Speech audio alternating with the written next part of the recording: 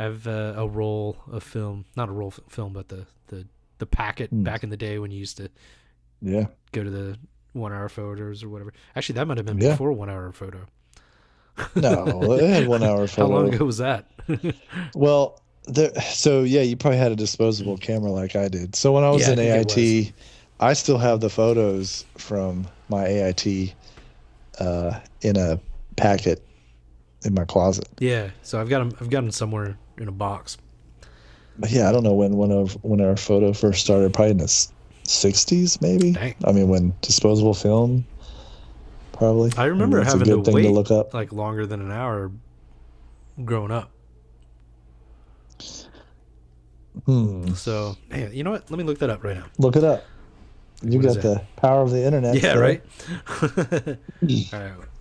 Look it up. Google. When was 1 hour photo available in stores specifically? Because it's going to bring up that movie. No, see? It's bringing up the stupid movie. What year was that movie stupid? I watched that recently. No, it wasn't. It actually with I liked it, Robin Williams. I'm calling it stupid because it's getting in the way of my search here. Yeah, that was a weird movie. Yeah, it was really weird. I will weird. say I only watched it because I'm into photography, but 1 hour photo, and I was like, this guy. Wait, is this real? Is he hallucinating? Yeah. But I think it was he was a weirdo. Yeah. Did 1 hour photo start? Oh Jesus! Not the who movie. invented? Can I say, like, why doesn't Google, like, when you say like not the movie, like, yeah, can it? Oh, why doesn't put a curse it know word not in to there? When the F did was 1 hour photo invented? Maybe that's right. Invented. I write that. Maybe that's better. Photo processing history from photo booth to 1 hour photo. The first fully functioning photo booth. Oh, this is actually a history lesson here. And here we go. All right. Let the class begin. Oh my God! Why does this look so big? That's what she said. She said. Okay, that's not what I'm looking for. Damn it. I'm gonna guess. How long? Sometime in the 60s. Yeah. 60s or definitely by the 70s. I can't imagine them not having it by then. In the mid 90s. What? I was way off. Hang 20 on. years. Holy moly! So people were just. Oh no! Now, sorry. Where did they? Sorry. The 70s would have been the early days of it. Okay. Popularity would have been in the 80s, 90s. Because I mean the average person could have had a film camera back in the 50s pretty easily. Yeah, because you used to drop off though. Because I remember that. I remember dropping off a camera, and then you'd go pick it up in like a week or something. Yeah. Or if you had your DSL or your SLR, you would just take the film out. Yeah. And then drop off all your rolls. Yeah. Now, I do remember my parents dropping off film, and they could go back to wherever it was, Walgreens or Walmart or whatever. Mm-hmm. Excuse me. And they would look through the negatives, they would look through the developed film, and then the ones that were blurry or whatever they wouldn't want. So they would just set them aside and only pay for the ones that they wanted. So if you were a terrible photographer and you didn't know what you're doing, you could probably just keep a handful of pictures and then not pay for the rest of the roll, which I think is nowadays you definitely don't do that. But what's funny is back then it was probably just a few dollars for just for developing. Yeah. And nowadays I think I've paid recently $12 to $15, almost $20 a roll. Yeah. If you want it processed and scanned. Because there's a shop near me. I still shoot film sometimes. And there's a shop near me. Well, not near me, but in Pittsburgh. And they'll do it. But it's almost, I think it's about $18 to $20 a roll. Yeah. But I guess crazy. It's a specialty thing now, right? Like, it is now, yeah. Because films get more expensive, and not everybody has a camera or wants one like that. Yeah. Because it's I think it's a fun process. I think anybody getting into photography should try it, because you get to appreciate how either good or bad things were back then compared to now. Well, maybe let's talk about that. Let's see, pretty nice segue into that, I guess. First, which camera have you found to be your favorite? And I'll pull up a picture of that. That you actually use. That I use? Okay, so actually, the newest camera, even if it's one that you want, like whatever looks nice. We'll go with the one I use. We can talk about both. The one that I have now that I think is pretty cool is the Nikon ZF. Nikon ZF. So yeah, Zulu Foxtrot. Gotcha. Nikon ZF, and it's a relatively new mirrorless camera. It came out a year or so ago, and which color do you have? I have the blue one. Blue. Okay. The indigo. Ooh. Yeah, paid an extra $100 for that. It looks good. All right. So, and that's the camera that I brought to Japan. Oh yeah. So yeah, remember that one? So let's. Okay. So it looks like a film camera. I'm gonna pull it up on B&H. Excuse me. Because I feel like this drink. They're a decent enough website. Use B&H every once in a while, right? I do occasionally. Okay. I have used them before. I don't use them all the time. I use actually another shout out to KEH. They're in Georgia and they ship.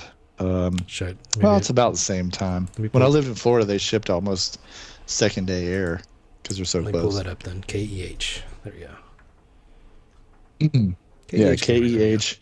They have used gear, and I've purchased a lot of used stuff from them over the years. Now the Nikon I bought off Nikon's website because it's new, but some of the other cameras Nikon. I have, they'll get plenty of people going to their site. So let's pull up this KEH. Yes, I'm human. There we go.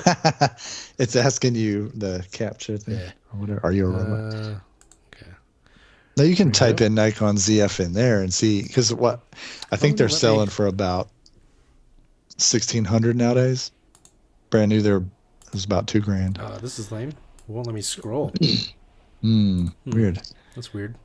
All right, let me try to pull up just a picture of it. But anyway, so I don't recall you being super into cameras, and then all of a sudden you were. So what the hell happened there? So funny enough, you were actually a part of that story. Okay. you and Babs. Oh yeah, I can say that. Yeah. If I can say that name. The old flame. Mm-hmm. There it is. Yeah. So somehow, So somehow I don't know if I was just interested in it or I had. Oh, here's what. Okay, so I lived in New York City at the time, and I was taking pictures with my point and shoot camera that I bought from B&H when I moved up there, right? So Scott said, "Hey, let's go to this camera store. It's called B&H. It's like the biggest camera store in New York City." So I was like, "Okay, well, let's go." So we did. We went there. I bought a Nikon Coolpix camera from there, and then I was taking pictures of New York City, and I was posting them on Facebook back then. So I had a couple people say, "Oh, hey, your photos look cool," or whatever. I was like, "Oh, really? What makes them good? I don't know. I'm just taking the pictures of what I see." And so apparently that makes me an expert. So so I kind of looked into what the settings were on a camera, or how to manipulate the aperture and shutter speed and ISO and all that. Yeah. Yes, how to work the shaft and cut all the balls. Yeah, you gotta cut the balls. Yeah, that's exactly it. So anyway, I'd watch some videos on that. I mean, it is kind of loosely. Sorry to interrupt, but it is kind of the same hand placement. Yes, you got to hold the lens with one hand, and you got to manipulate the controls with the other hand. Yeah, exactly. Sorry, go on. So then I think you got Babs a camera, the 50D, the Canon 50D, And somehow she's like, "Hey, Ben, do you know how to set this setting?" Or she asked me a question about the camera. I was like, well, I don't know. Let me research that and get back to you. The classic Army answer, Yeah, right? yeah. So, and I think that's what I did. I think I went home and I watched a bunch of YouTube videos, and then like I came back over next time and I was like, okay, here's what you got to do. So, yeah, but I had already, I think already by that time used Devin's camera at some point a couple times. He had a DSLR. Yeah.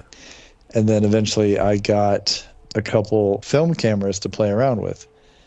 One from my cousin, and I think I bought one or something off, I don't know if it was off eBay or what, but somehow I got, and over the years I've had like probably 10 different film cameras just here and there. But yeah, so I started playing around with that. So that's kind of how I got into it. But this Nikon just got released, the one that's on the screen now. And it goes back to the retro styling of such a good idea. Nikon cameras. So much better. And the lenses that I have for it are a manual focus, manual aperture lens, a lot like an old film lens. It's very tactile.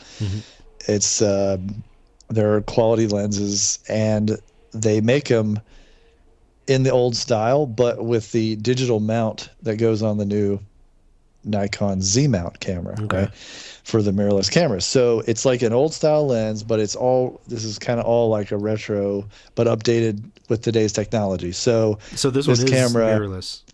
It is mirrorless. Yeah. It has like eye detect autofocus. It has focus peaking. It has face detection. Like I said, eye detection, and but you get to manually focus the lens and change the aperture and all the dials on top. You can manipulate just like a film camera from the 50s, 60s, or the 70s, stuff like that. So that's what some photographers enjoy. Now, you can do that as a hobby. So here's my experience talking. You can definitely do that as a hobby, but more rarely you won't see someone doing that at a wedding or an event, right? Just because you're getting paid and time is of the essence. There are photographers that will use a Leica camera, which is an old style where you can do the same, manipulate the controls and manually focus. Is that why they're using it, or are they using it because it's a Leica? Well, so from what I gather, they're using it because it's a Leica. Okay. There's something about the process they like, and as long as you're the photographer that will as long as your customers understand that things might be a little bit slowed down, and when I say a little bit, I mean like by seconds here and there. Like any new digital camera, you can pretty much point it in the general direction of what you want. The autofocus is so good, it'll focus right on their face or their eye, and you just fire away and pull the trigger, and you've already shot off like 10 shots, right? And you can edit it later. Well, with the Leica and with some of these older film cameras from back in the day, you had to take the time, pose the bride and groom, and you had to click through your roll of film. Or in the case of the new Leica digital cameras, you go one shot at a time. There's not like a lot of rapid shooting with those, and you still have to manual focus that lens, right? So, so that's kind of it. So there are photographers that do very dedicated, weddings with the Leica camera, and they'll usually have a couple, but most of the time you're shooting Canon or Nikon, and you just got to blast through and, get the photos you need as accurately as possible. So, but the new cameras are great. You can't mess it up, basically. That's what I think anyway. Well, I think it sounds like it's just a matter of the volume that you're going to need to use it for. So one of my, it's not the best movie of all time, but it's one of the ones I like to watch is that Secret Life of Walter Mitty. But the Ben Stiller one. Yeah, we went to that town in Iceland, which I also took this camera. Yeah. So I took this camera to Japan and Iceland, and I used those manual focus lenses. But yeah, we went to that town.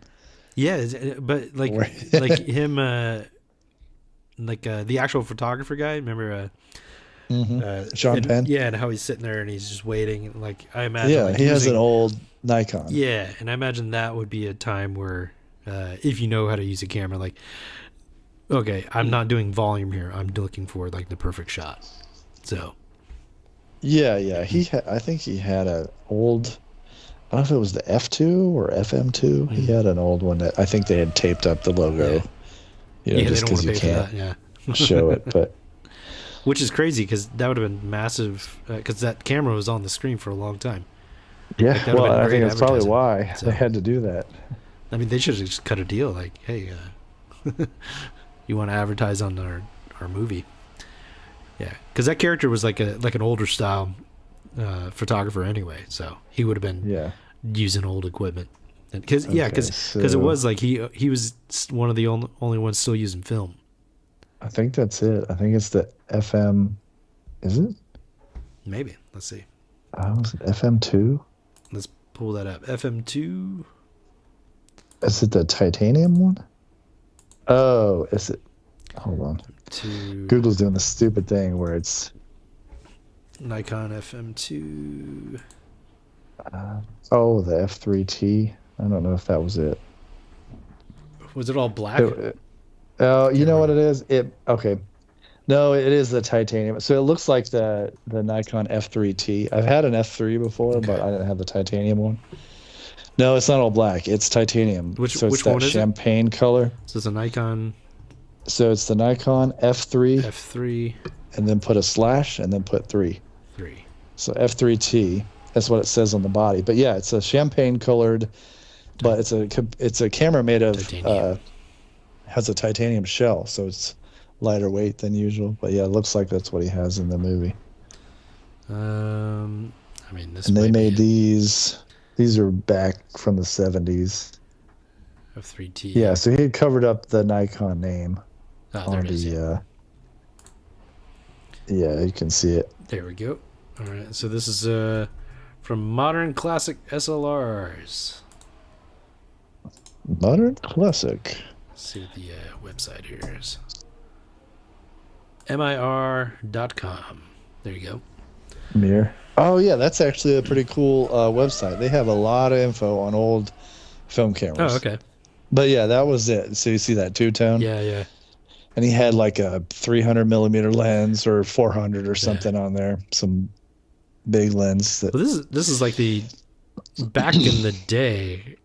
Like, this is what people were buying. Yeah. So, this was the pro camera for back then. This F3 was the big time. Yeah. Man, it's definitely a good call for them to make the one that you have now look like these older style cameras. These look so much better. Yeah. This is a man's camera right here. Yeah. That hole might look mighty nice. Look at that. Look at the size of that look at that size of that aperture. Think of the things you could put in there. Yeah. The lenses. And how it flips around. It's like just tickling the tip. Well, the mirror in there moves up and down, kind of like if you were flicking your tongue. What are we talking about? We're talking about cameras. Just lonely time on the toilet. That's all. Yeah. The little up and down action. Scroll on the phone. That's what we're talking about. Yeah. So if that answers your question, that's the ZF has been my kind of like my favorite new camera. All right. And then an aspirational camera, I think for many photographers, is the Leica M. Now the newest one's the M11. M11. And so if I get one, I debated selling all my EICA, right? Like LEICA, Leica. Leica M11. See, these are interesting. They have a particular look. Yes, right. Yeah, and they've had that look for, since when did they come out with the the M3 is probably the most popular of their older style film cameras. But the rough, they pretty much look the same. Yeah, because really, really interesting, and they're so expensive. Oh yeah, and if you ever shoot with one, you'll see why. It's like There it they're is. made of brass. They feel like everything feels solid, Yeah. high quality. Like so that one now, if you bought it new, I think it's 8 or 9 grand just for the Damn. camera.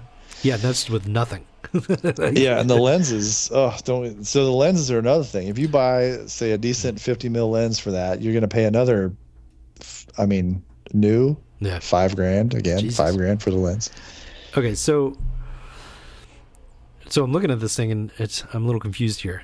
So, what is that? Like mini flash or something on the? No, so What is that? the camera, the style of camera, the one that you were just looking Because at, this is the well out of my F3, price range. That's why I don't know anything about this. is so the regular cameras. Nowadays, you have a mirrorless camera. Before, that's why they call it mirrorless, because before mostly they had a mirror. Mostly. Well, these cameras are called rangefinder cameras. And that's the rangefinder window that you think is like a little flash there. Right. So if you Google an image of like rangefinder aperture or something, see if that comes up. Rangefinder aperture. Let's see. Yeah, just see if that, because it's like the rangefinder window on the Leicas. Now, Leica's not the only camera company that makes a rangefinder, but most of them went away from that design because I really think the SLR was better. But Leica has stuck with their design, and they're not changing it, and they've stuck with it so long, and they've kind of made it. Should I type in Leica specifically? Yeah, just type Leica rangefinder aperture, and what I'm seeing if you can find is just find a picture of what it looks like to look through that viewfinder, that rangefinder window. Let's see. So you can kind of see Leica window. Okay, let's see. But yeah, anyway, so that's what makes them different. They're German made, handcrafted in Germany. It's not Japanese stuff is very good, but it's definitely not a Chinese camera. It's made of brass, so it's very heavy. Like it's a lot heavier when you pick it up, you're like, oh shoot, this is heavy. Yeah. And yeah, the lenses are very good. They're very sharp. Their optical quality is amazing. And the process of the older style, the slow, methodical process of taking a picture is, if you like that and say you like film cameras, what you'll most likely like this type of camera. Yeah, but you'd have to really be into this, like to be spending that kind of money. Yeah, to spend 15 grand roughly, or spend 20 grand. So you get 2 lenses in that camera. Well, you're 20 grand easy. Damn. That's a real nice Rolex. Yeah, right. Either that, or if you can get well, the thing is, you can actually go into the Leica store and buy an M11. You can't always go into the Rolex store and buy the Submariner, the GMT, or the Daytona, which is supposedly the hardest one to get.